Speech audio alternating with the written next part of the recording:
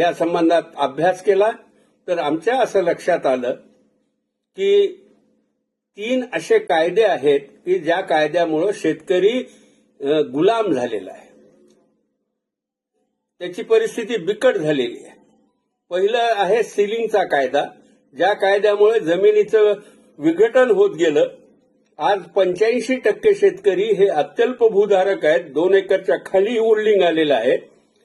ही अशी परिस्थिती निर्माण करणारा जो कायदा आहे सिलिंगचा, आज त्याचं औचित्य नाही राहिलेलं तरीही तुम्ही कायम ठेवलेला आहे. ह्याच्यामुळे शेतकऱ्यांच्या कंपन्या तयार झालेल्या नाहीत. जगातल्या अनेक देशांमध्ये शेतकऱ्यांच्या कंपन्या आहेत, पण कृषीप्रधान असलेल्या आमच्या देशामध्ये मात्र शेतकऱ्यांच्या कंपन्या आम्हाला करता येत नाहीत. त्याचं कारण हे सिलिंगचा कायदा. आवश्यक वस्तू कायदा तोही असाच आहे. त्या कायद्याने सरकारला असा अधिकार दिलाय की तो बाजारामध्ये हस्तक्षेप करू शकतो. कसा हस्तक्षेप करू शकतो?